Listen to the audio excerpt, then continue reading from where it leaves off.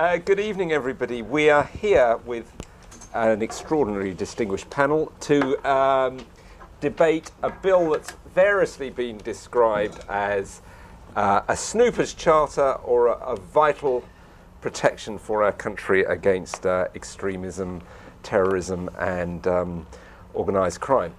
The bill we're talking about is called the Communications Data Bill, and it's at a pretty early stage still, but I've just consulted an expert on my left, and he says it could, with a fair wind, be actually in law by the end of next year. So these issues, this is the beginning, and this is a vital stage tonight in the examination of this bill. I've also heard from one of the panelists that there is going to be, as part of the parliamentary process, a panel of critics who will be invited in to give the thing a good kicking around. But we're going to start off here tonight. So we've got 4 panelists. I'm going to introduce them, and I'm going to get each of them to do a sort of 3 or 4 minute take on their view of this bill. So from the left, we've got Jamie Bartlett, who's got a fantastic title. He's Head of Violence and Extremism at Demos, or the Violence and Extremism Program. It's a very peaceful place, Demos. Yeah. I'm okay, you're okay. So you're a failure to start off with. Yeah. His interests lie in terrorism, radicalisation and extremism, conspiracy theories and integration policy. And he's the co-author of Intelligence. Actually, hashtag intelligence. It was a clever play on words. And has done the first ever survey of Facebook fans of far-right parties in Europe. Theoretically, he is mildly, I think, in favour of this bill. On my immediate left is the Right Honourable David Davis, who both in opposition and under the coalition government has been a steadfast opponent of any attempts to attack what he sees as civil liberties. And as you're doing good titles, I used to be the Minister for Weapons of Mass Destruction. He went so far as to resign his seat and fight a by-election to highlight the last government's undermining of civil liberties. On my right, Isabella Sankey, the Director of Policy at Liberty. She's a non-practising barrister, it says here. She's been heavily involved with Liberty's campaign against holding terrorist suspects for 42 days without charge. Without change.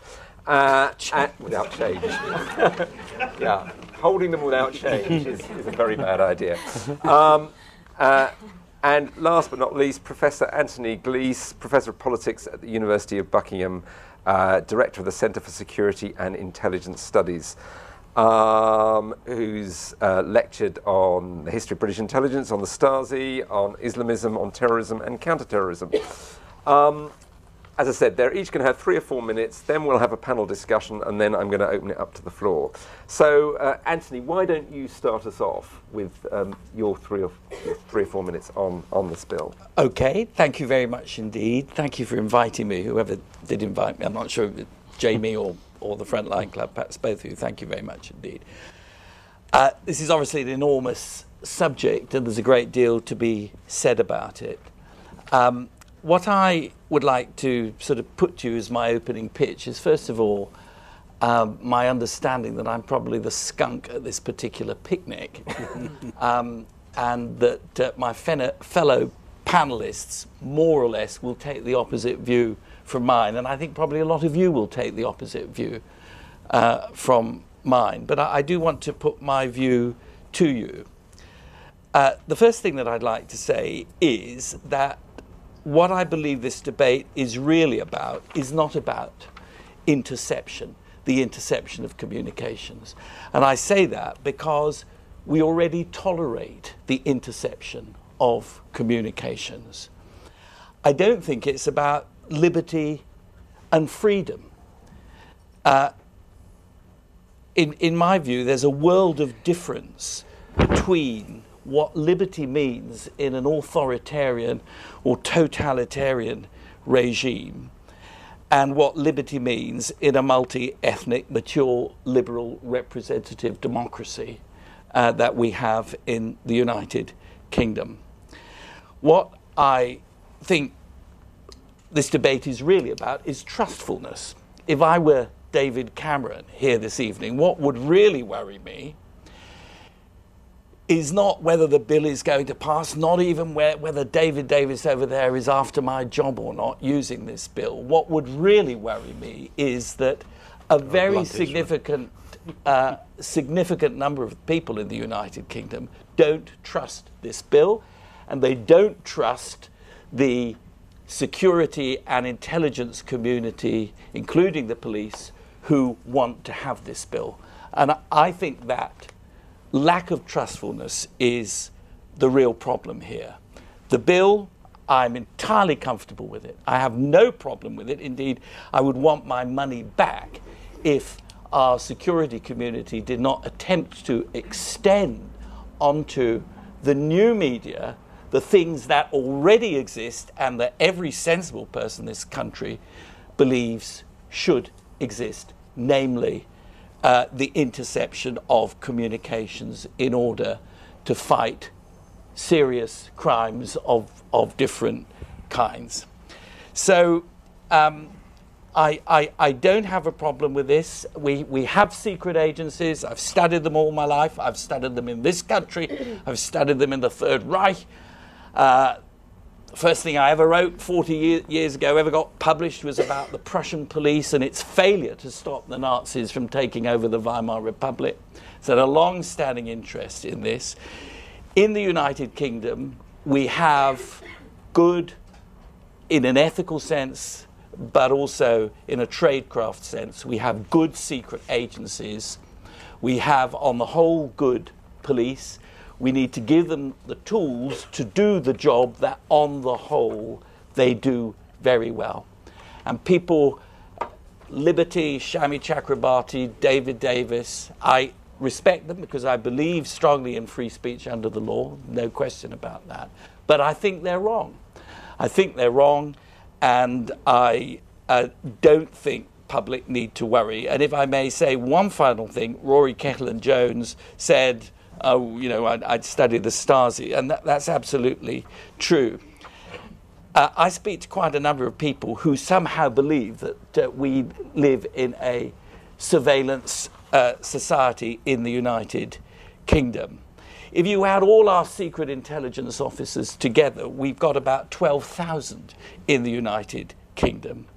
In East Germany, 12% of the population was connected with the Stasi, either as officers or as paid agents.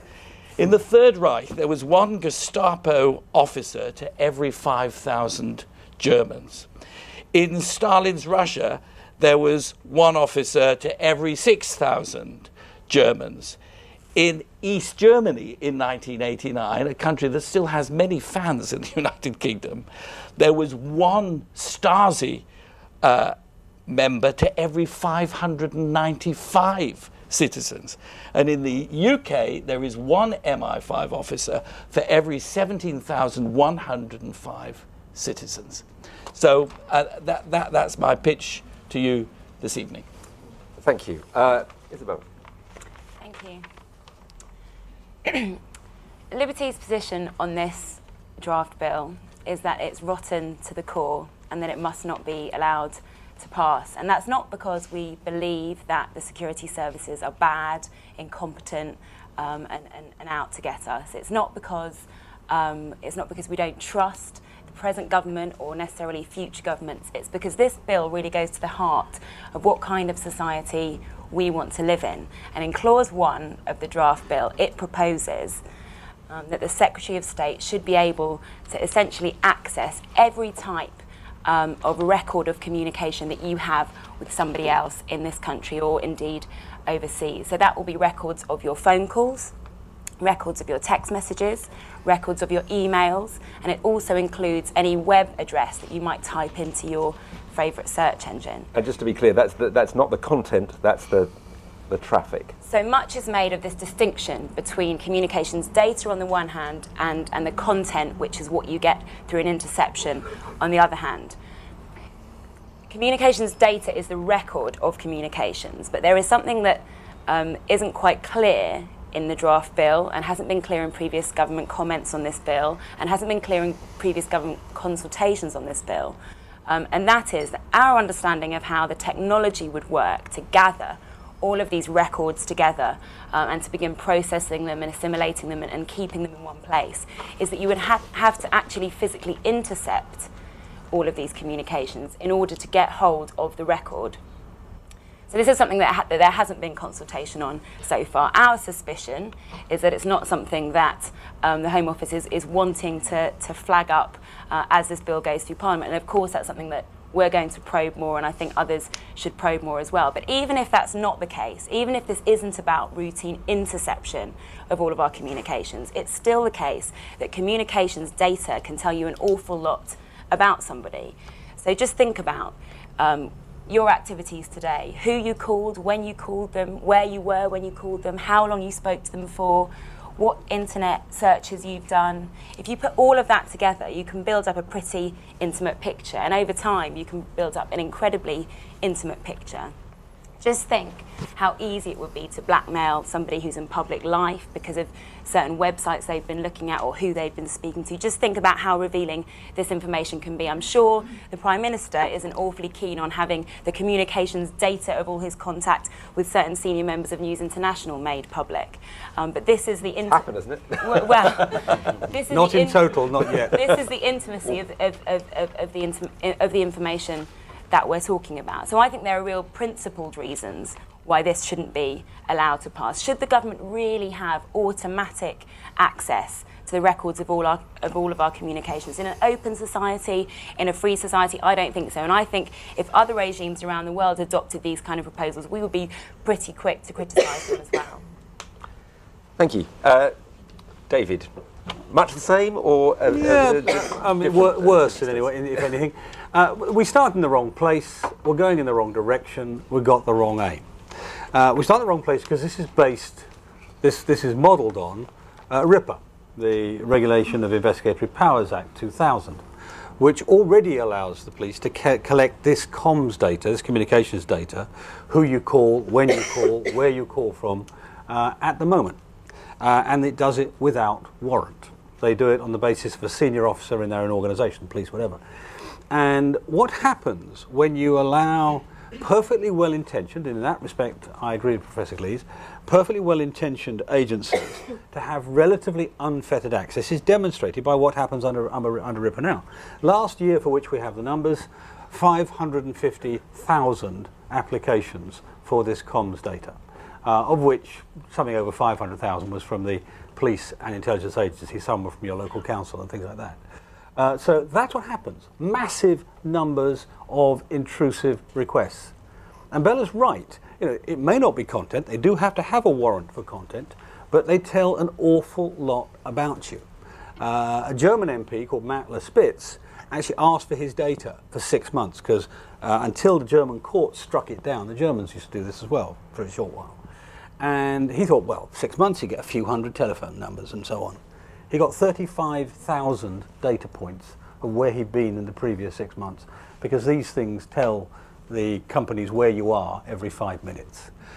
So that's the precursor to it. That's where we are now before we start to change the law to bring into effect email, web accesses and so on. And you know, what a web access actually tells you quite a lot. Distinguishing a web access from content is pretty bloody difficult. It's actually the same thing. If you took my web accesses from 2004 to 2008, you'd find, I don't know, applications for bomb-making kits, Al-Qaeda tactics, pornographic sites. I was, of course, Shadow Home Secretary, so I had a reason to do it. But nevertheless, you know, it would look pretty uncomfortable. And a student in Nottingham was arrested by the police, who was doing a PhD on terrorism. And he was researching stuff. He was arrested. He eventually got paid £20,000 for false arrest. But that tells you how this can lead to what you might term a false positive. Now, that's all fine. I actually, in one sense, Professor Gleeson and I are on the same side. I think there should be some ability, controlled ability, to intercept and monitor and so on when you have a proper suspicion, not when you're talking about 40 million innocent people in the country. But what this is naive, because what it's doing is seeking to build huge databases, all held by the companies, huge databases, in order to enable you to find a small amount of data. In order to find one needle, you're building bigger and bigger, in fact a field full of haystacks, and it makes it more difficult. And we already know that the agencies, who broadly do a good job, Professor Gleeson is right about that, they don't have the software to interpret their own internal data at the moment. On one occasion, MI5 had to borrow the Cabinet Office's investigation software. So they really will have a problem with this. What's more, much of the measures you do, if I measure the temperature of this water, if I stick a thermometer in it, that's a useful piece of data. I'm measuring the effect of every molecule, but it doesn't tell me anything about an individual molecule, let alone about the electrons going around the molecule. And it's much the same with huge databases. You can measure the temperature, you can measure the level of argument about something. If you were monitoring Egypt or any of the Arab countries during the Arab Spring, you would pick up the increase in temperature. But just that wouldn't tell you about individuals unless you started ferreting in and intruding in a big way. And bear in mind the phrase false positive is nice and benign, but what it means is if it goes wrong, it's a miscarriage of justice. It's another Forest Gate. It's that sort of thing where all of this goes wrong. Final concern. We create all these databases. What you're creating is a honeypot of interest not just to the agencies, but to every divorce lawyer in the country, seeing where you sleep. All sorts of other people who might want to blackmail you. Paparazzi, who might want to ping where you are so they can come and photograph you. This is facilitating a breach of everybody's privacy to almost no beneficial effect. Thank you, David. And finally, Jamie. Well, thanks everybody for coming. As Rory said, I'm actually, after quite a few days of really thinking about the bill and reading the bill, I came to the conclusion that I was, at least in theory, mildly behind it. And one of the reasons is that it's so difficult to understand this bill. It's incredibly complicated. You need to have quite a deep understanding of the technology. It's not entirely clear what precise types of data are going to be collected and when and how it's going to be used. And that's part of the problem. However, I think even though some of those specifics might not be clear, one thing is clear, that the principle's right. The principle is that we live in a society that does regulate some form of snooping, that privacy is not an absolute right, and that in certain occasions that is going to be breached by the state in the interests of national security, criminal investigation and so on. And communications data has always been very, very important. We might argue about how important in a moment, but it's used in nearly every single major terrorism case, in nearly every single major organised crime case. And the fact is that communications are changing and have changed dramatically. There's a really rather bizarre case, actually, a couple of months ago of this Italian drug dealer who'd been on the run for a couple of years that the Italian police couldn't get hold of. And he was snagged about a month ago by British police because he'd posted a Facebook picture of himself at Madame Tussauds, cuddling the waxwork of President Obama, and even helpfully gave the address and picture of where he worked.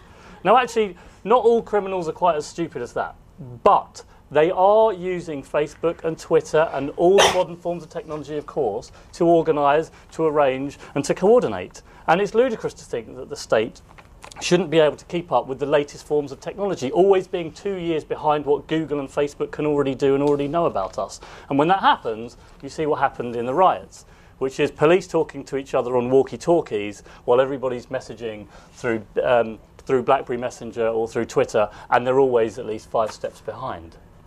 The problem, I think, is not so much that.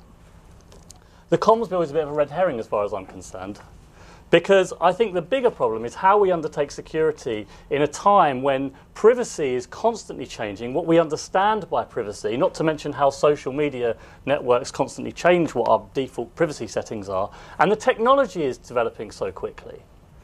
So now we're worried about the Comms Bill, But actually, I think a bigger issue is that a police officer or a civil servant or anybody else, and we're complicit in this, can spend 5 minutes online and probably learn much more about you than he or she ever would be able to using the powers under this bill.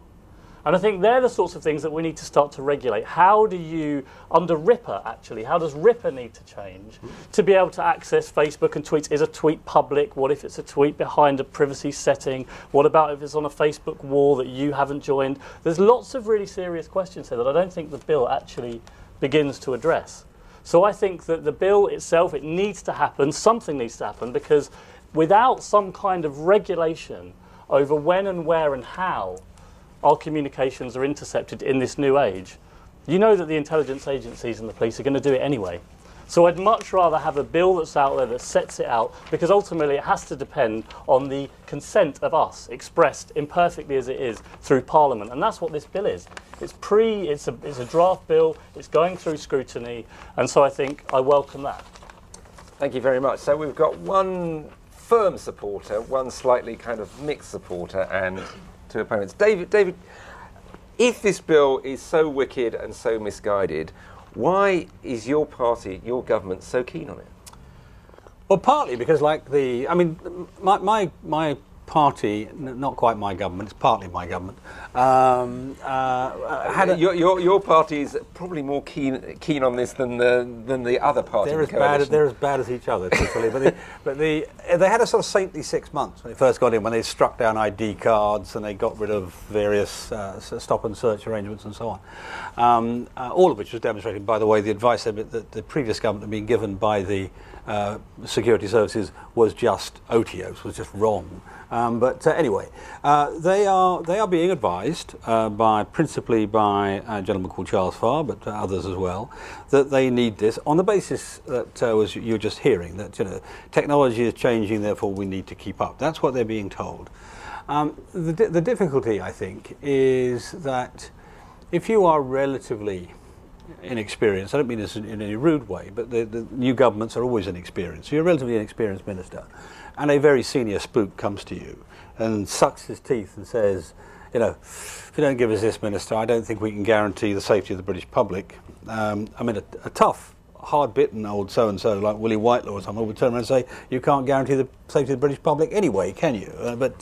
But new ministers tend to be a bit more pliable. So that's, in my view, the primary reason. I don't think they. But this has obviously got support at the highest level. So he's saying that the Prime Minister's been taken for a mug by the security. Well, I think the entire cabinet has been taken not for a ride. That's unfair, because I suspect that the agencies themselves believe this nonsense, but none of them really quite understand. It was clear from Theresa May on the radio when I was arguing against her. Quite understand the intrusiveness of what we're talking about. I mean, they say, oh, it's not content. Well, actually, it's nearly as good as content. It tells you an awful lot about somebody if you gather the combination of telephone that they can already get and emails and so on that they will be able to get in the future. It's quite clear from the public record that this isn't something that was dreamt up by either party. No. Both of them had oppositional statements in their manifestos before the last general election. The coalition programme for government, when they first got in, said we will end the unnecessary storage of email records, etc., which has an implication that they're going to go backwards and not go for a bigger power grab. And then it was only a year after, as David says, that they started dreaming this up, and it was something that we know had been bubbling around in the Home Office under the last government for a good few years. So this isn't coming from the politicians. This is very much coming from what you might call, what Anthony would call the experts who know. It's coming from the security establishment, which have throughout the ages asked for more and more powers. The difference between now and then is that in previous times, I think our politicians were more able, felt more comfortable standing up to the demands of those that are always going to seek greater powers. That's their job. We don't denounce them for that. That's their job. But it's up to our elected representatives to decide where the balance should lie. Anthony. I really find this very hard to understand. What this is about is extending already existing powers onto new forms of communication. Every day in the United Kingdom, 30 million people communicate via the internet. The idea that this is about snooping everybody, as I tried to convey in the figures I gave you, is utterly absurd. There aren't enough intelligence officers. in the whole of the United Kingdom to snoop on everybody. And yes, I think Charles Farr is certainly keen on this, but it's my understanding that all the agency heads are very keen. And I spoke to one a little while ago who simply... Give us an example. Give us a use case of what will be better, what will be safer in our country. What will be safer is that data that is currently not kept by internet service providers, not kept at all, not for any length of time, will be kept because the internet service providers will be mandated to keep certain data for a certain period of time. That's the difference. So it already happens with everybody's telephone communications. It happens with everybody's mail. This is the extension of a power onto new media. And as I say, the idea that this is, everybody is being snooped on is just complete nonsense. The people who do snoop on everybody, and we don't hear Liberty say much about this, are people like Tesco's or Marks and Spencer's. Whenever you make or Google, and what somebody my age, and I've had to be 64 years old, what I find so utterly amazing is that we've kind of fallen for this American idea that in our mature liberal democracy there should be one form of communications that should be entirely without regulation. And what the purpose of this is really quite clear. If you read what Steve Wozniak, an American hacker, has written about this, he said quite straight up, and if you'll allow me to quote, he said, "I don't live by laws. Laws are something made by arseholes." Now, that kind of activity requires a completely unregulated I think if internet. Steve Wozniak, he's the co-founder of Apple. So, yeah. But that's that. I don't think he would be described as a hacker, but there we are. No, I think he was. Rory. He said he was a He hacker. was a hacker. He was a hacker. And what we've accepted. A hacker in that community is not a term of abuse. They believe that it is a fundamental freedom. And that the internet should not be regulated. And I'm saying I think that is completely wrong. But that's a completely different argument. And with the greatest respect, Professor Glees, if you look on the internet, you'll find my critiques of Google as well, much fiercer than the one I made tonight about the government. But I'm glad to hear it. But the simple truth here is, we're talking about something which is A, intrusive, and B, ineffective. And how intrusive is it? Let me give you a single example of why you can see this is true. The Germans have struck down not even the latest stage, what we're talking about, they've struck down the Ripper stage. So the Germans cannot keep the data. And I don't notice Germany being particularly afflicted by mass outbreaks of terrorism any more than we are. So this is not something which is an absolute necessity to our safety. It's something that other countries do without. Germany, Czech Republic, even Romania. And no other country in Europe other than France allows these powers without prior warrantry from judiciary. It's interesting, though, that France and the UK are the two countries that have the highest threat levels of all European countries in terms of counter-terrorism. And this takes me back to the original point, which is, why does Theresa May want to do this? She comes into power, she has to justify spending whatever it's going to cost, £1 billion. £2 billion. £2 billion. That's I'm sure she would much rather spend this money on something else. She has to justify a policy that she knows is going to be quite unpopular in the mainstream press. And why does she do it? Well, it's not just because she's bullied by Charles Farr, but it's probably the same reason that most incoming governments become tougher on security, is because they suddenly have access to classified information. And they suddenly realise what security services might actually need. I don't believe that. That Charles Farr has this bizarre desire to collect data on everybody, as does GCHQ and everyone else. I mean, what for? The police reckon that about 1 in 4 serious crimes, they're stuck because they can't access the data that they need under the existing powers. With a warrant? Oh, that's rubbish. It's not that there's not a warrant. It's that the data isn't available because the commercial companies aren't keeping it. I'm sorry. I mean, I've been used to this line of argument from the Home Office for 9 years, and the numbers. Bella's quite right. they shift under your hands. None of this is wrong if you do it with a warrant. If you get a judge to say, yes, this person's a reasonable suspect, you can look into their data, you can even intercept on them. But the data has to exist. But it's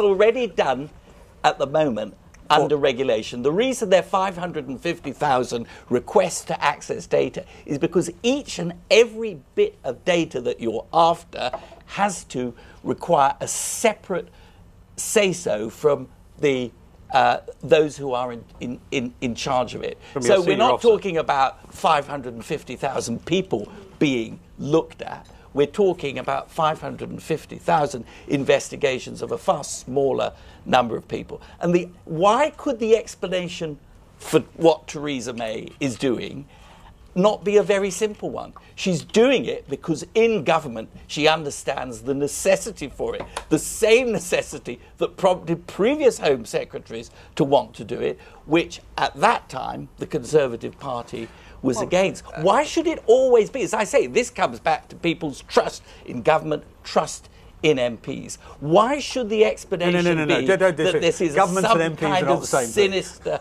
conspiracy? Why should it not be very simple? This is a new way of communicating.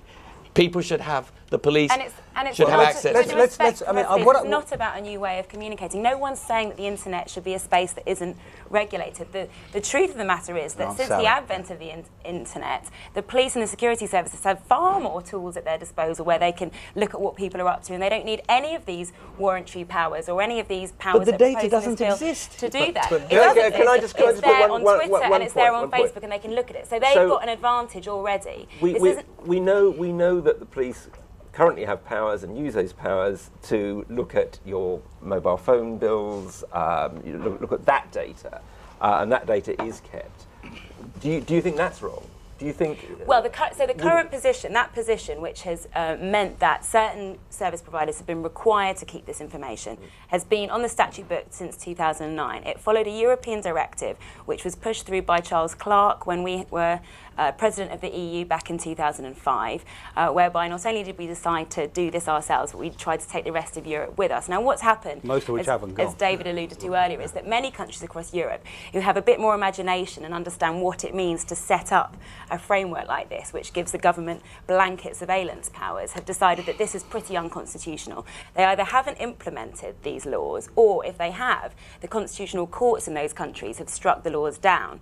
Unfortunately, in this country, we have slightly weaker constitutional protections, but that's not to say that if you challenge the present situation under the Human Rights Act, you would necessarily lose. And so in what way have we been damaged? In what way have our freedoms been damaged so far? By, I mean, we've had a lot of talk about Ripper. There were lots of very dire warnings about Ripper, and we're hearing more recent encroachments, in your view, on our civil liberties. What damage has been done to individuals? The difficult thing with all of this is that it's very difficult to measure the damage because all of this is entirely secret. So if you have been subject to surveillance by your local authority, by the police, by the security services, you will never know about it. And if you try and challenge it, you'll go off to a secret court and nothing will really be disclosed to you, but they'll probably tell you that everything's okay and you don't have to worry. So the mechanisms that we have in place mean that it's very difficult to measure the extent of damages. But just look at what's happening at the Leveson inquiry. Look at revelations in recent years about how easy it is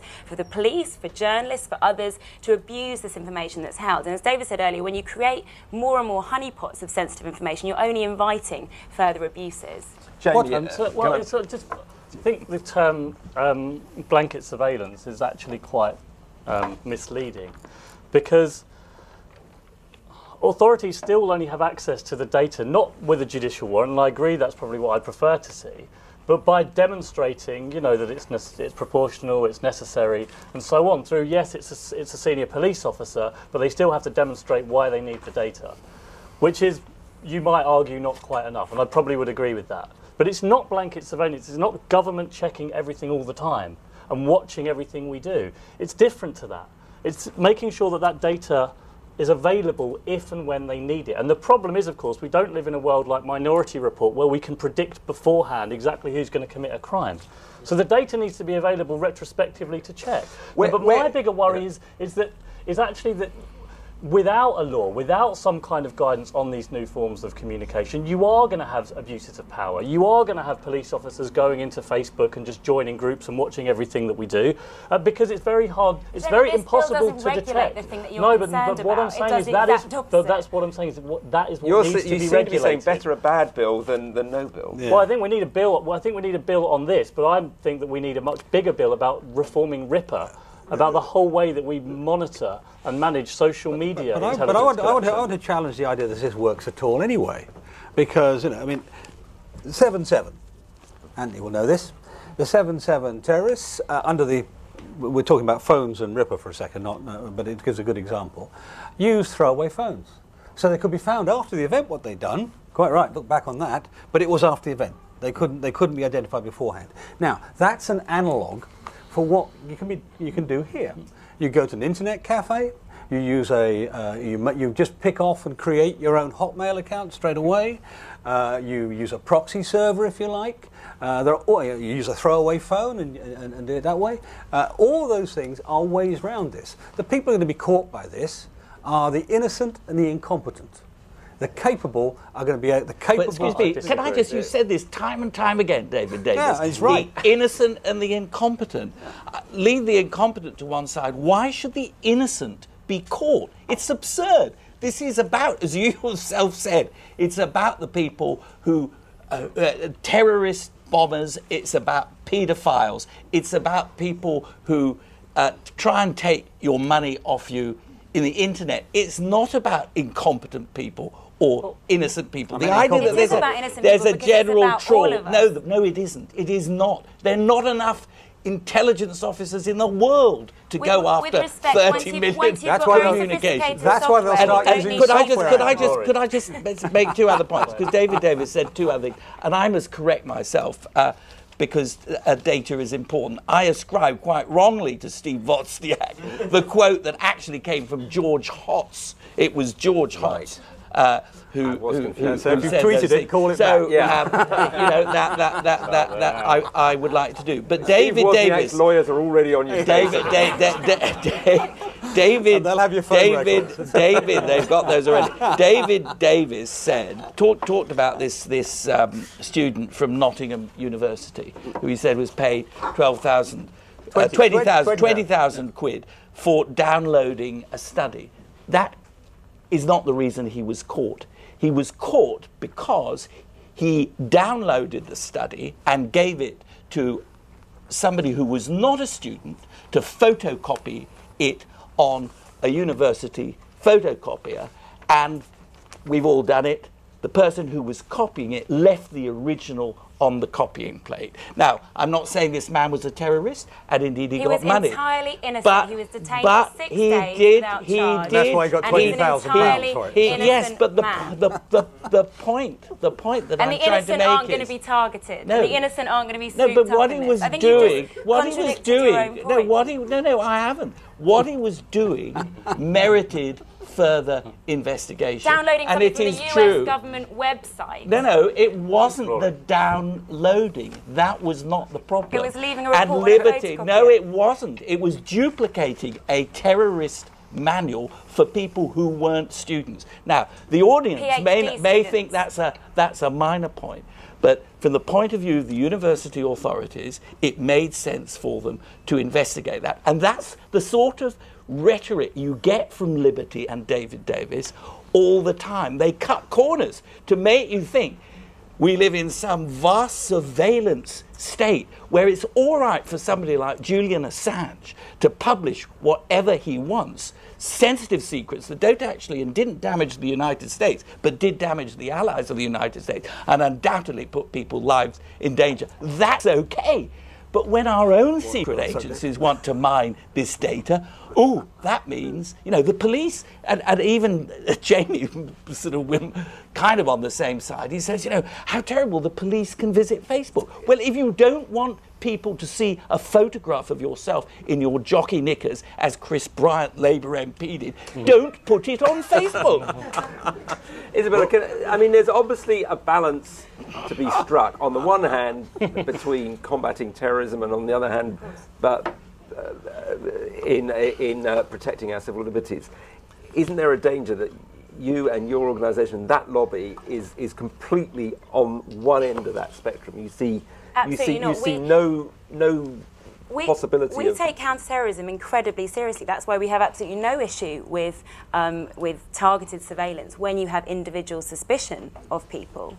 The problem with this bill is that it's surveillance of everybody, and as David said, when you create more and more how would you be able to undertake that targeted surveillance if the data was not there? You already have a mechanism in statute to allow for this information to be sought. And actually, what used to be the case was that the police, the data's been wiped. Well, what used to be the case is that the police had access to what was already held by private companies for billing purposes or for marketing purposes. So that's information that was already there. They weren't being ordered to keep it for future use by state authorities. And I think there's quite an important principal distinction there. If the information already exists and there's a proper access regime with safeguards and there's individual suspicion and authorisation, that's one thing to access information. I think you cross a bit of a Rubicon where you say that the Home Secretary can demand that any telecommunication service provider not only retain stuff that they would have anyway as part of their business practices, but actually has to proactively go out, spy on their customers and retain that information just in case it's needed at a future date. And I think that's the Rubicon that this bill crosses. There is another point here. And by the way, I was trying to correct Anthony. I mean, it won't be Chris Bryant that's caught by this. Everybody who looks at his website would be caught by it. But the simple truth here is that most of this data will not exist for an organised criminal aiming to avoid it, whatever you do. They'll do it. They'll use a proxy server. They'll use, they'll intercept open Wi-Fi. Isn't that an argument against any kind of surveillance? Well, it's an argument against collecting information of everybody in this room in order to catch somebody who you won't catch because he's not doing this thing. Yes, but you're looking at only one side of this. Whilst it may be true that somebody might use a throwaway telephone, he or she are communicating with somebody else, and that is how they get caught. It takes two to tango. What if the other person's got a throwaway telephone? Give us a scenario. Then. Let's look at 7.7. What in this piece of legislation might have prevented or led to the identification of those people? Well, before 7.7? I think what the police and MI5 missed with the 7th of July 2005 bombings were the telephone communications between people they regarded as desirable targets, but not absolutely key targets. Very good.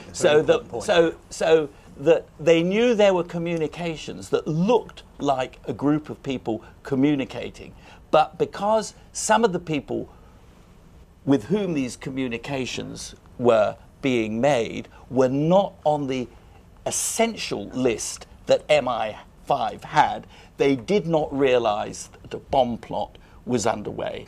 Now, that couldn't happen again, partly because I think MI5 learnt its lesson and it had to take things seriously, and partly because successive legislations that Isabella has slated have required mobile phone companies to keep records. And the case that people like me will often quote, the case of the Soham murderer, where he was caught, Huntley was caught, not because of his telephone, but because of friends of the two little girls who were trying to contact their friends, and that the calls showed that the girls had been in the vicinity of Huntley's house. That was an absolutely key bit of evidence that you could only get because the law had been changed to require mobile phone companies to retain data. Excuse me for spitting at you. Not quite true. What this is about is extending that onto the internet service providers who currently are under no obligation to retain. Some of them, will not keep data at all. Here they are going to be required to keep data which can be trawled if there is a suspicion. The fact that they're going to get, the idea that they would go around looking for people in whom they had no interest is absurd, and it's not something you should put to an intelligence audit. Rory, can I just add something about this, the innocent and incompetent? I mean, personally, I don't mind catching incompetent criminals. Probably the best type. And actually, if you look at a lot of terrorists, look at a lot of terrorist cases, you'll find them to be incredibly incompetent.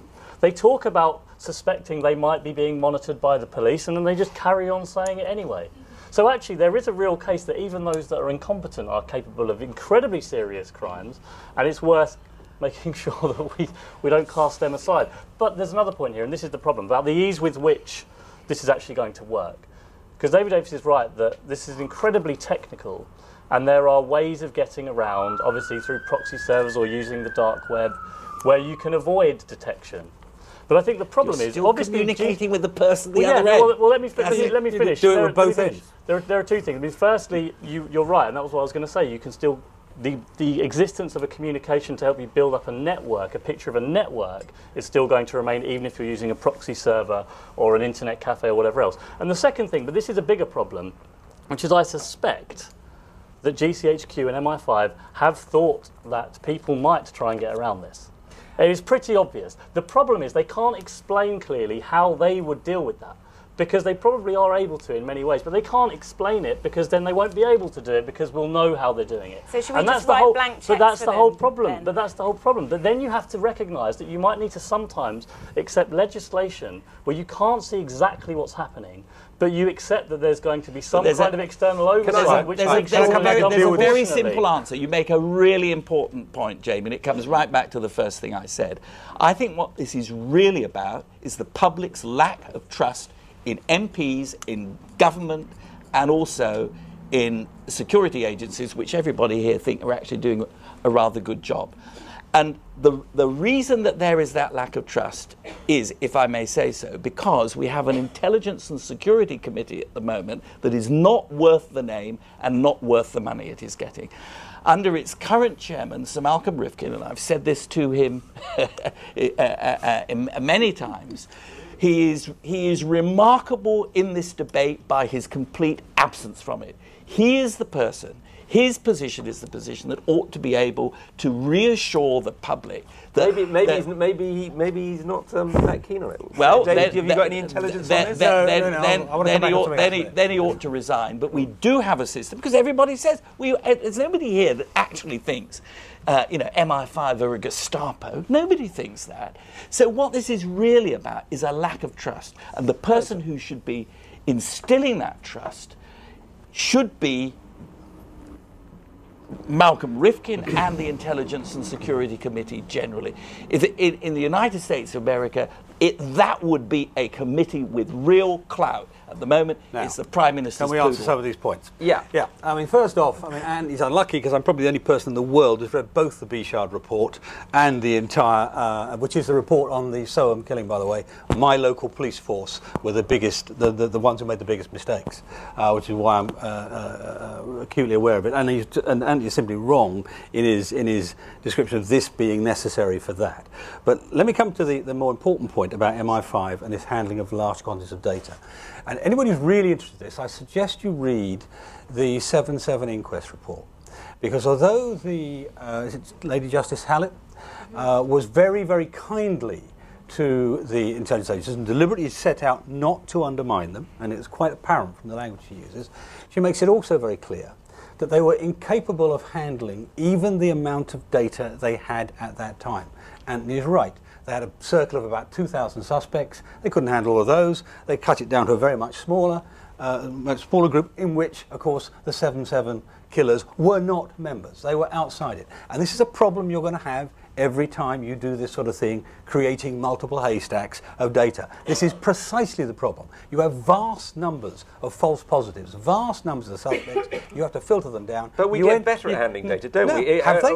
Have they? Where's your evidence? Where's your evidence? The problem here... There are thousands of computer scientists around the world working on these issues. On both sides.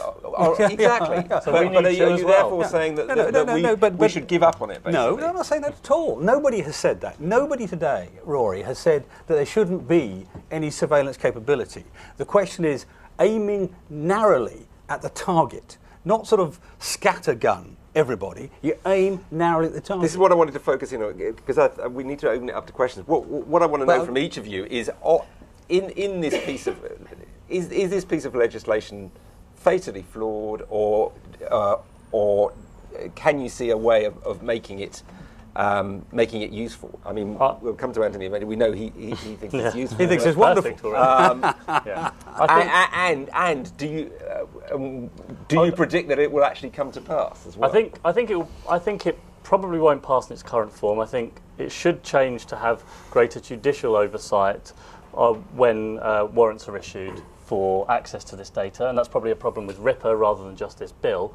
But I think something in this form could pass if it's made much clearer what the problem is and how this bill is going to fix it. Because I think there is a problem there. I don't think it's clear enough stated. So the problem is it's very easy to criticise it, but I think at the root of it, it does need to happen. And by the way, I mean, I would love to know what the public's opinion of this is. It's not what the journalists write on the front of the newspapers. It's not what the privacy groups necessarily think. I would suspect that it's rather similar to CCTV.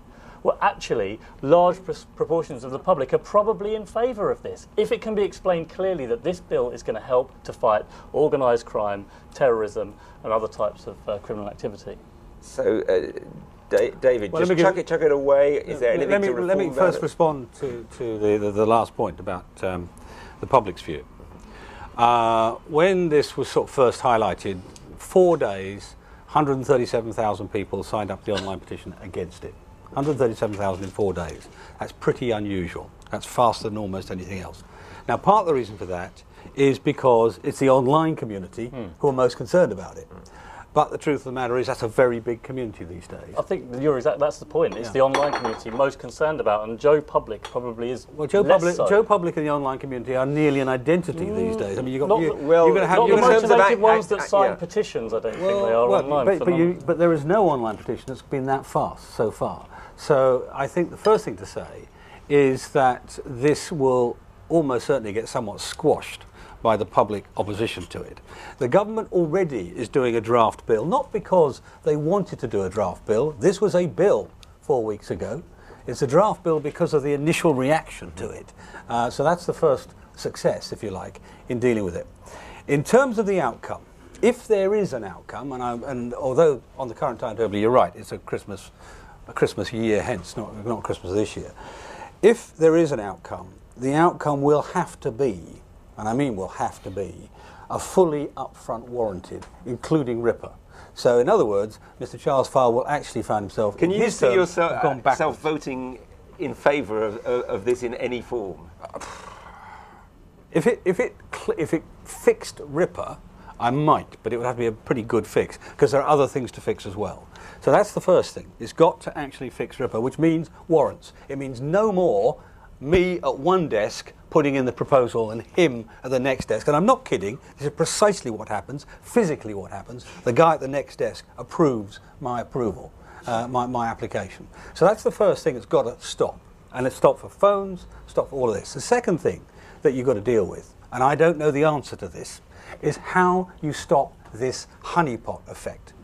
What's the following got in common? Sony, Microsoft and Pentagon. 3 organisations, all of whom know a lot more about defending their own internet security than the British government does, all of whom have been hacked into repeatedly.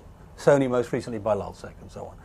These databases with vast amounts of information about you, ranging from, in the phone case, positional information through to everybody you talk to and when, are going to be just sitting there inviting attack. They will not be able to be online, because if they're online, they will be attacked and they will be broken into. And that's a major privacy concern for the innocent. Forget the others, for the innocent. These issues are soluble by more warrantary-driven processes than these sort of vast... No, you've had your turn. I want to get through everybody here. Isabella, A, are you optimistic that this bill is not going to happen? And B, can you see any kind of bill which Liberty would support in this area? Well, no to the second question, if it's about extending current powers to retain our information. On the levels of my optimism, at Liberty we campaign on all sorts of different rights. Rights for old people, rights for young people, rights for black people, white people, gay people. Across the piece, we do privacy, free speech, fair trials, the whole set of civil and political rights. And actually, we've been quite surprised by the reaction. When this story first started leaking a few months ago, we've been inundated with correspondence from members of the public. Our membership has soared. We've actually been brilliant for you, great recruiting agent. Well, the country's adversity is our opportunity, it seems. But no, we have actually been quite struck by how instinctively uncomfortable people in this country seem to be with the idea that all their communications will be monitored in this way, and that's something we find very heartening. I don't think the public feel about CCTV as they feel about this. With CCTV, we've long campaigned for better regulation. We don't object to CCTV, but we think that it's poorly regulated, and we've had quite a lot of trouble getting people to agree with us on that, because people do feel quite comfortable with it. I think it's the idea that you think you can avoid a camera quite easily and you're not really being that intruded upon. With this, because the nature of the retention is about your targeted communications, I think people naturally, instinctively feel uncomfortable with that. Anthony, are you optimistic that this bill, in its current form, yes, will go through? yes, I'm optimistic. People's liberty has to be protected. I'm amazed that we hear from Isabella that this person is protected, that person is protected. What about the right of ordinary people not to be blown up? That's a very fundamental thing that needs to be protected. What about protecting your kids from paedophiles? That's a very important right. And I myself think that the more liberty wades into this, the more it loses rather than gains credibility. And to say, you know, lots of people lots of people could communicate. That's the point. That's why we're here. David Davis says, you know, look at the problem of 7/7. There was so much data, MI5 couldn't hack it. That is actually an argument that I understand. That is the problem. But he's not saying because we can't hack it, we shouldn't try to hack it. People have a right to be protected. And this bill increases the possibility. Now, there are bits of the bill, I'm not, as you will have understood, I'm a professor of politics, I'm not a professor of forensic computing. There are bits in this bill that are extremely complicated, that I don't understand, and that there are things undoubted that will be done by people at GCHQ and MI5 involving algorithms that I also don't understand, which will make it easier for a very small number of people to target another very small number of people. I wish there weren't bad people out there, but there are bad people out there. Charles Farr, you know, he's as if he's public enemy number one. He's actually the person charged with the government to keep us safe in an Olympic year. And the final thing that I'd say is this is actually already going on.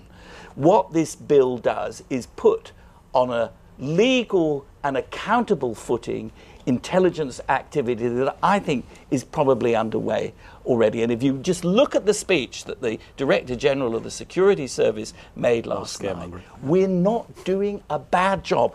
The people out there who want to do us harm are still out there. The difficulty for them is that we become much better at stopping them at an early stage. And this bill helps that work. Vote against it, and Britain is a more dangerous place. Okay, we're now going to get interactive. I'm going to take 3 questions. So this gentleman's had his hand up for a long time and waved incredibly vigorously. The more vigorously you wave, the more you... Yeah. We were so close. I was so close to having my mind changed by you, Professor, when you brought up CERM and then... CERM, yeah. And then the question was, how will this bill change and make it better for us? You didn't probably answer it. You used a thing that then David Davis said is totally incorrect. So no, I said this new bill would not affect mobile phones. This is a technical point. Right, so what will it change for the better?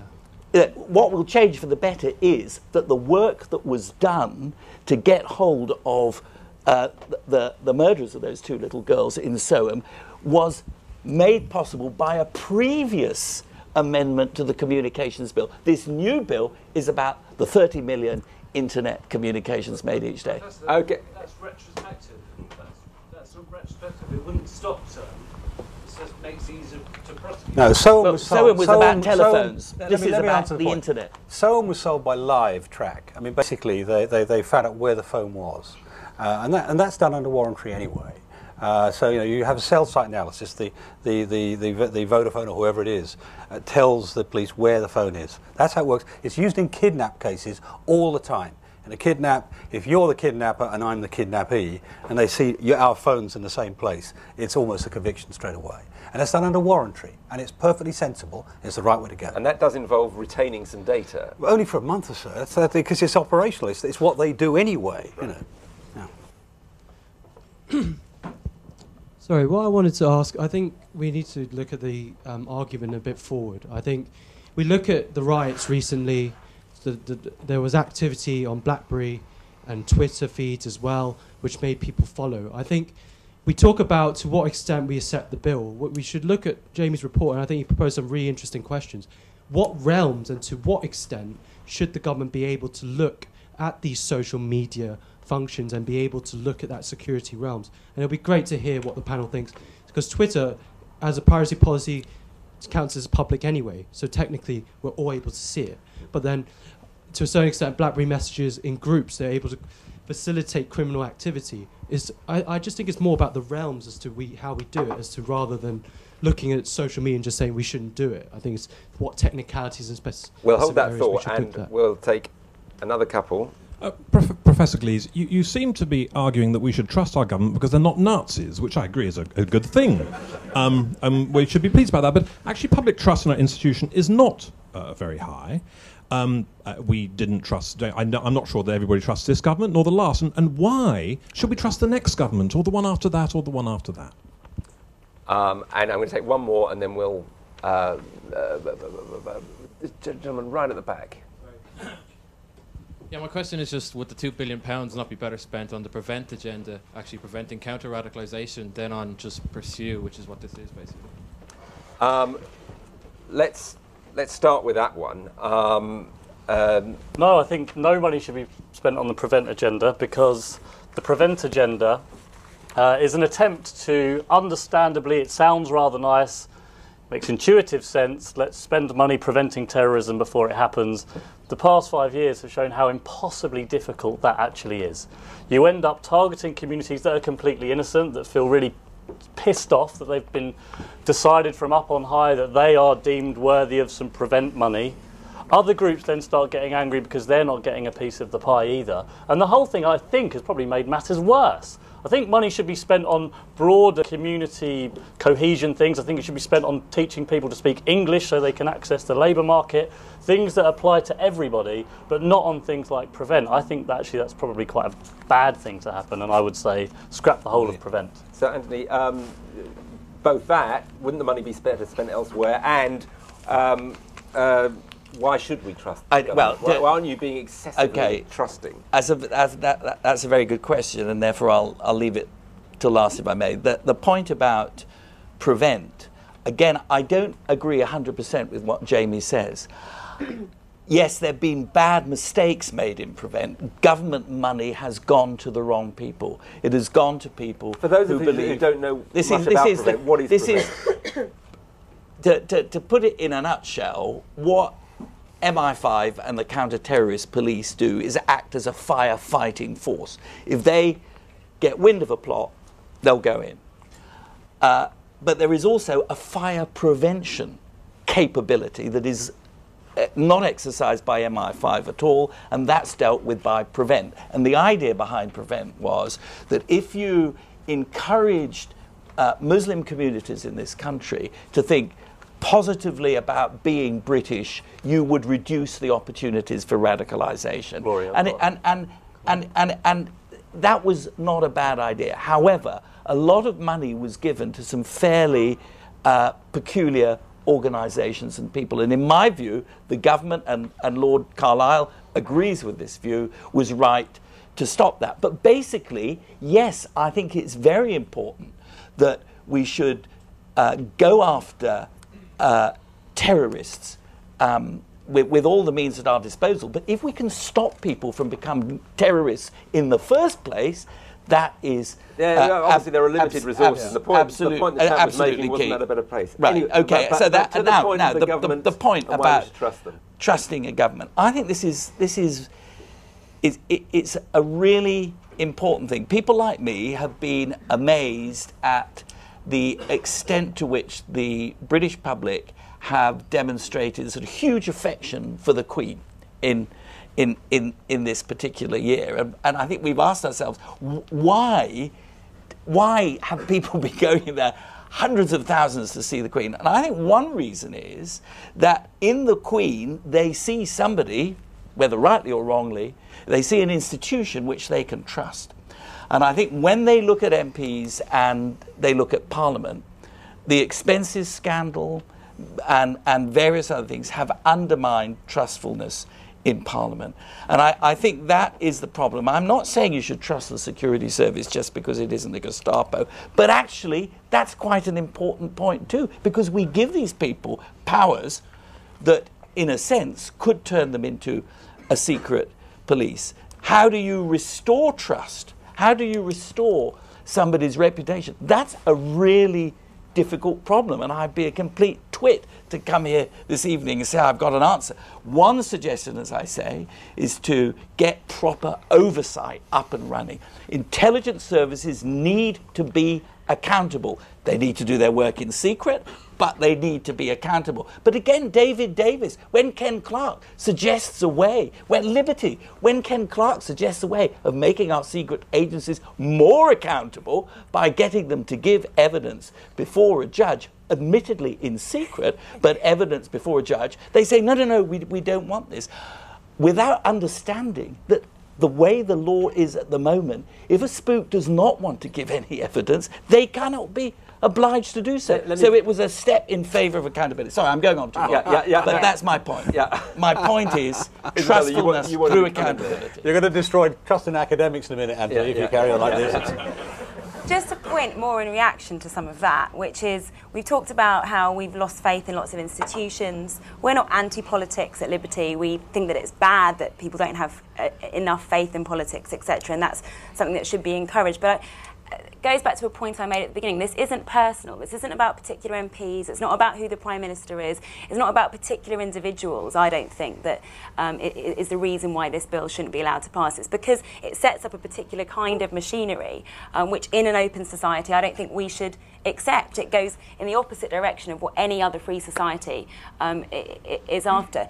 Another point, just briefly to make, is that on the point of all the institutions that have lost faith and trust, the security services aren't immune from that. We're living in a post-Guantanamo, post-rendition age where it's been found in our courts that our security services were complicit in the ill treatment of people that were UK nationals. So, they're not an agency that's immune from criticism. We're not saying that all spooks are bad and they shouldn't be trusted, but they must be held to account and they mustn't be given blank cheques to have total surveillance on us while we can't hold them accountable in the courts on the other hand. I do want to get a response to that social media question, which is right in your area. I also just want to say something about the trust thing. I think it's really important. It is fundamental because we are inevitably going to live in a society where we have to take some things on trust. We can't know everything that's being done in the name of security. I think we need to quite radically reform how we go about doing this, though. So rather than independent committees on security and intelligence, I think we should just have much more public involvement in it. So we have security-cleared members of the public who go in and help make decisions on this type of thing. We need some more mechanisms by which people can start believing in the stories that institutions tell us. And that's a much broader problem, but it's especially acute here when we can never know the entire truth. So the stuff on social media, I think, there is huge potential, and this is what the report, #Intelligence, was actually mainly about.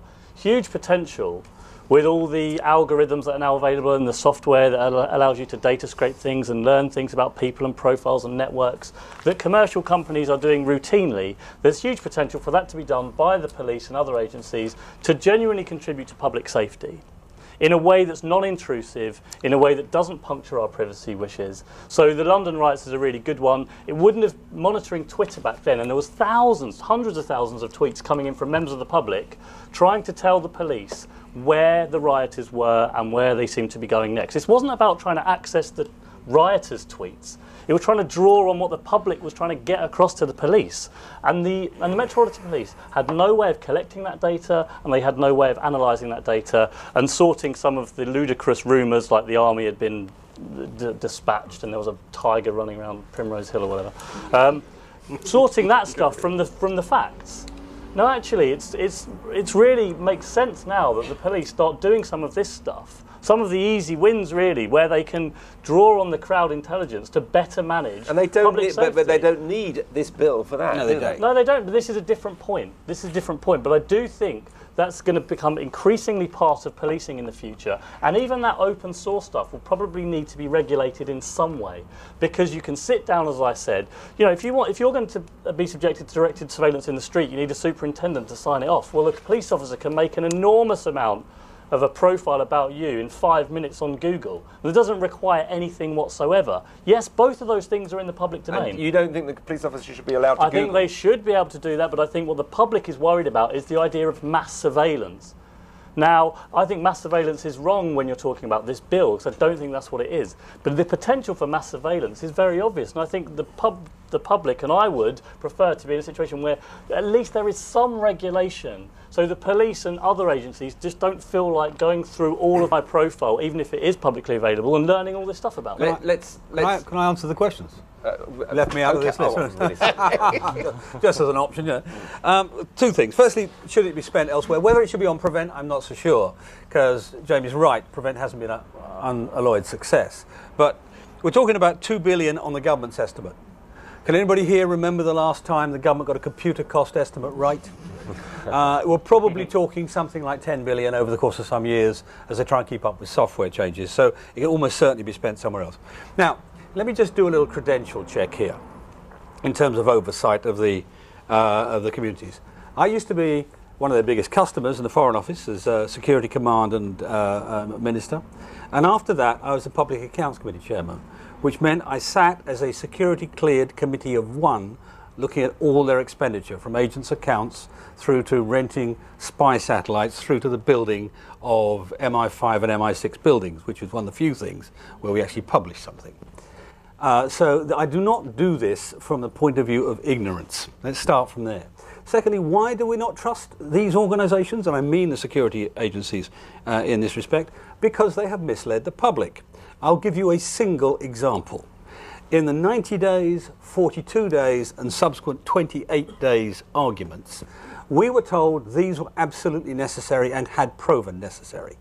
So as Shadow Home Secretary, it took me a year of questioning first the Home Secretary, then other personnel, right down to the unit that actually carried out the arrests and the Heathrow bombing, to prove that this was wholly untrue. It's not the only example, but it's one I could prove to you in writing. If you want to come afterwards, I'll take you through the analysis, and had to be admitted by the man who was in charge of the man who subsequently, of course, authorised the arrest of Damien Green, my subordinate on the immigration front. So there are reasons not to trust the agencies and some of the police. And you suggested that the speech last night by the head of MI5 you thought was alarmist. Well, I think it was interestingly timed. Put it that way. These speeches come out at times which seem to match very closely to when there's a need to raise a certain amount of concern about the issue. I don't think he told any lies. I just think the timing of these things and the politics of these things are becoming more and more American as years go by, and I don't think that's necessarily a good thing, frankly. Interesting. Okay, let's get some more points. I'm going to take 3 more points. We've got this gentleman here, here, there, and then. It's a very male audience, isn't it? Sir. Was it a deliberate attempt to undermine the Right Honourable Mr Davies' argument by putting him in front of a picture of a mushroom cloud? That's just wishful thinking. Sorry. Explosion. But my serious question is that surely the intensity of the debate is caused by this sort of sense that terrorists have and fanatics have potentially, you know, unlimited possibility of harm, and surely it cannot be beyond the wit of our imagination to devise systems in which the public and the courts can look at particular cases of injustice as they seem to arise. I mean, I'm not sure from the debate this evening whether it's about the principle or whether it's about just this particular mechanism and its liability to either distract the services or make it more likely that they can pick up the right people. Is it about the principle of the practice? Okay. That's my question, I suppose. Okay, and this gentleman here. I'm probably your worst nightmare. I've been involved in the internet since 1989, and I think that we need to look at a wider perspective. For example, at the moment, GCHQ is recruiting quality assurance people to plug into the new database and ID system which the Post Office has bid for, which is all part of this. And I think also we need to see how it's relating to CISPA and ACTA and the legislation that's happening in Australia and how all that's going to be linking together. I also think we need to be very realistic about the tools which have been mentioned so far out there, which enable people to totally bypass the whole internet system as it now stands. My tablet PC at the moment tells everyone that I'm in Germany. It's basically, if the government wants to spy on people, they can't have double standards. We, the public, will spy on the government, just as WikiLeaks has, and it will continue that way. And I think that we just have to accept that by doing what you're doing, we will just completely reject that and create a parallel internet. And right at the back, the gentleman in the blue shirt in the middle. Thank you. I've got 3 points. Firstly, let's be realistic about the size of data we are talking. Government agencies and commercial sector will collect. It is vast. It is absolutely vast. Second point, that data is a virtual fingerprint of every single person here. That data will tell both of those sectors everything about you, your motivations, hopes, fears, everything you've ever looked at online, everything you've ever bought. Finally, I work for a company which legally and at the behest of our clients gains physical access and then hacks data centers to demonstrate how exploitable their data is. Don't think that this data, which will be collected upon all of us, won't at some stage end up in as open source. Okay. All of those questions in some ways go to the practicality as well as the desirability of this. The point about the people are going to strike back. If the government spies on the people are going to spy on the government a la WikiLeaks. Well, I think the point about WikiLeaks is that it put people's lives at risk. And if you say, you're my worst nightmare, well, I would say I should be so lucky to have you as my worst nightmare. I think your position is completely untenable.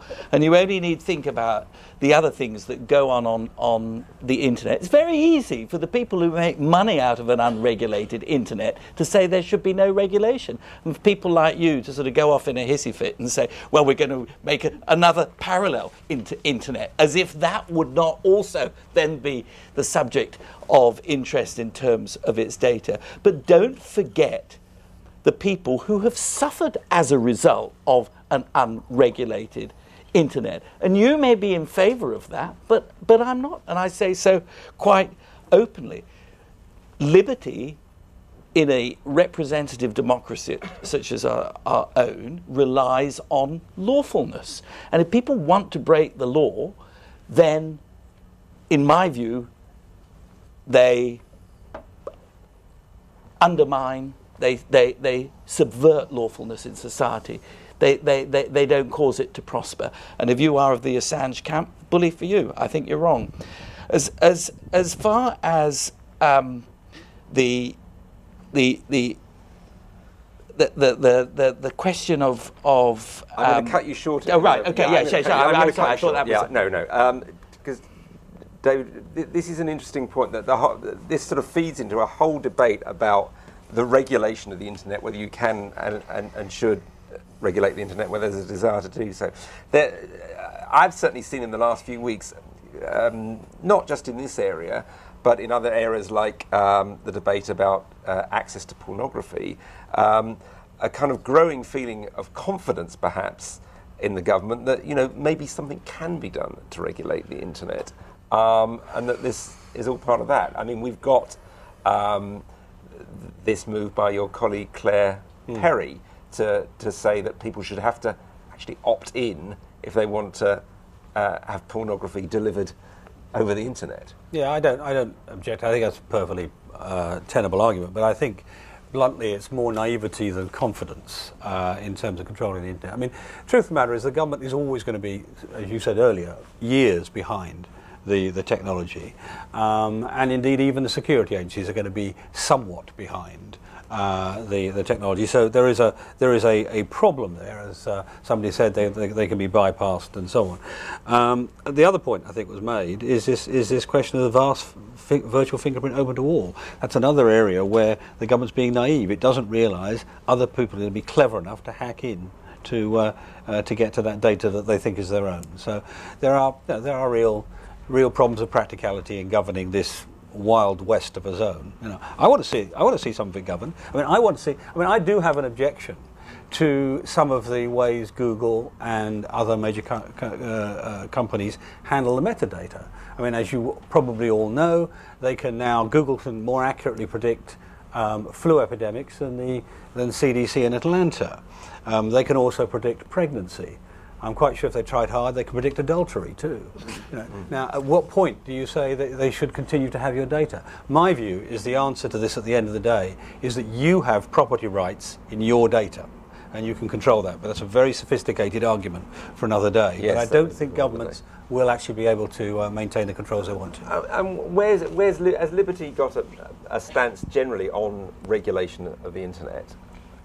Absolutely. We don't think that the internet should be a regulation-free zone. No. If you're bullying, intimidating, inciting violence against somebody on the internet in a public space and they're feeling that they are in fear or threatened. What about areas like copyright theft?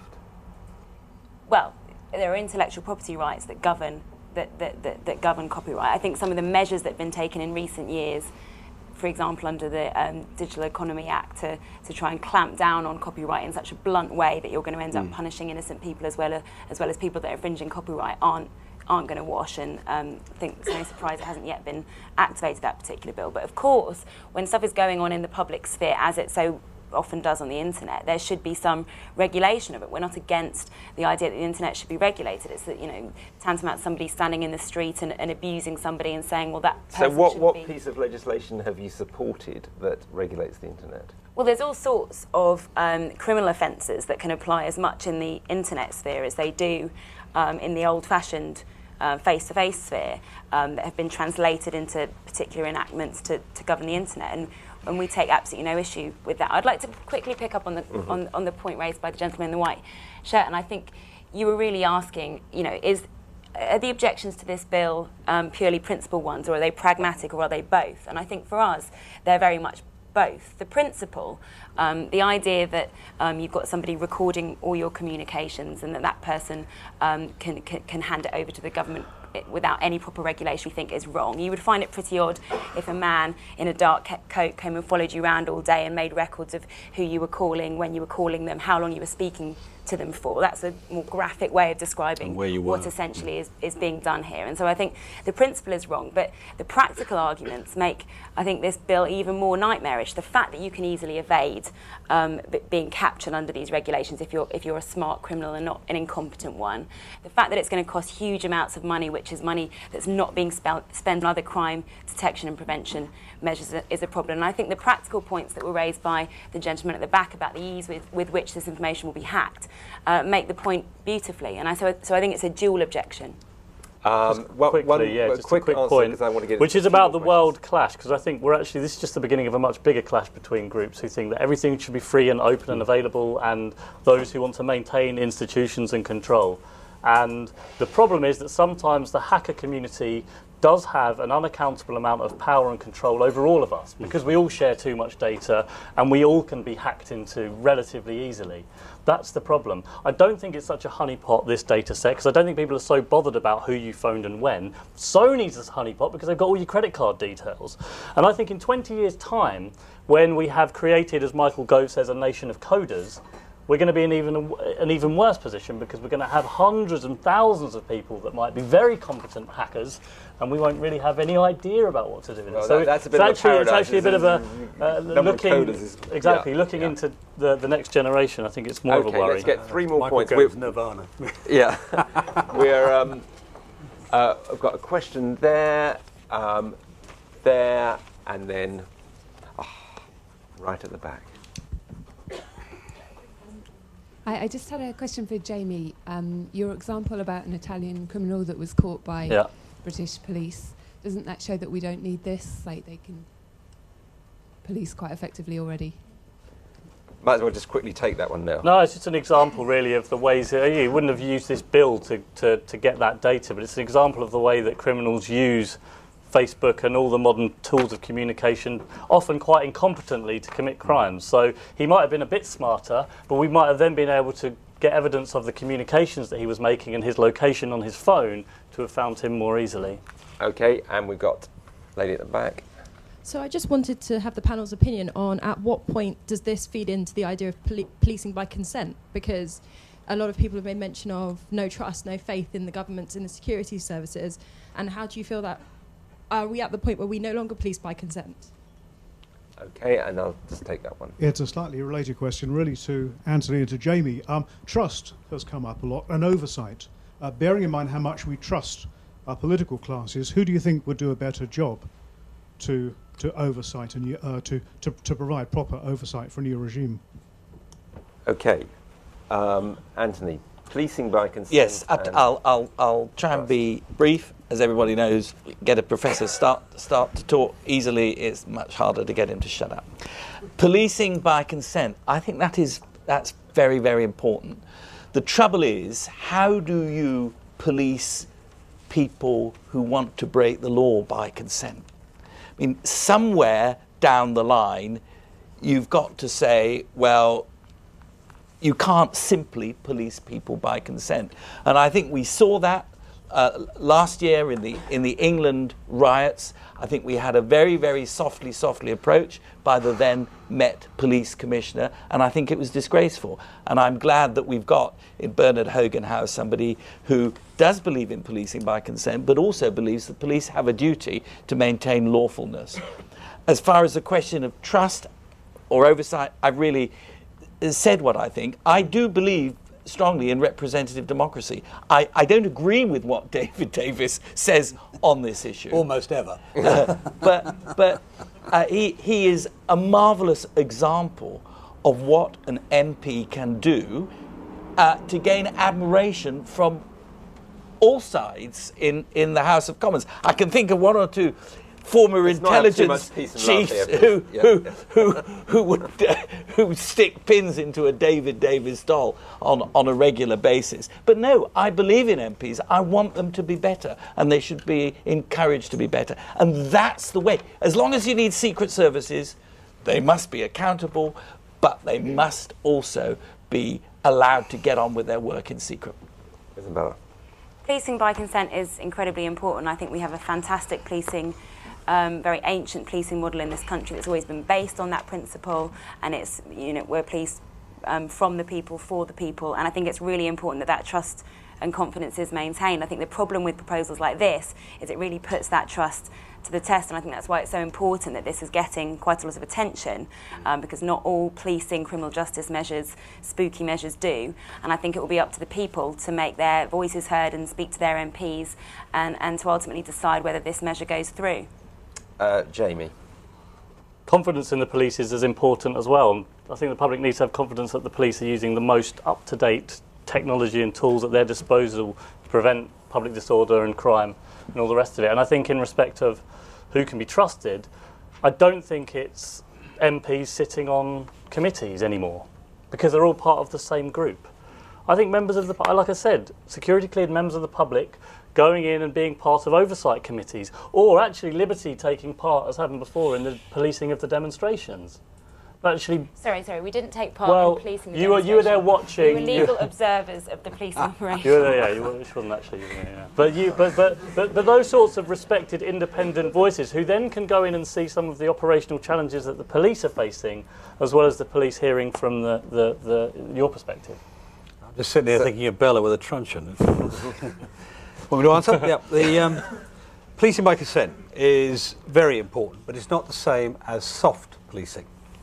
The ordinary member of the public cheers if a copper chases a thief down the street and rugby tackles him in the middle of the street.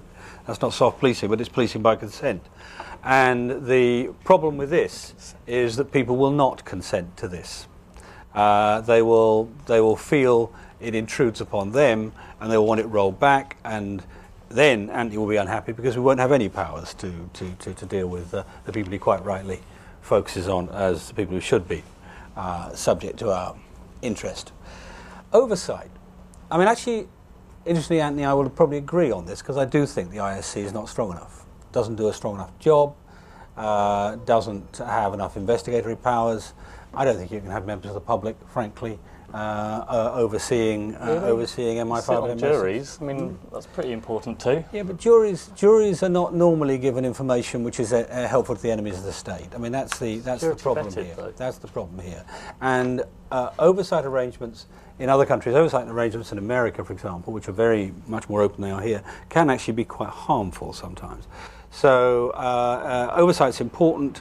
It's not strong enough now, and actually, one area where Anthony and I may not agree is that I think the more power you give to these agencies, the tougher and tighter the oversight has to be, and we're not seeing that at the moment.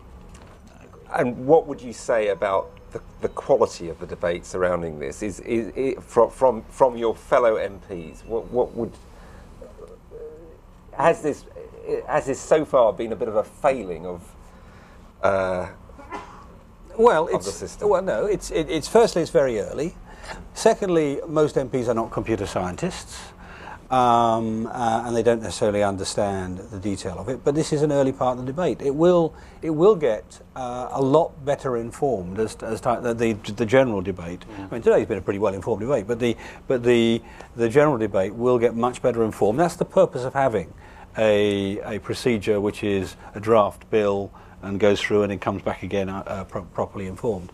So I think you'll find. I mean, I think you'll find this bill will. You know, I can almost guarantee you this bill will not go through in its current form.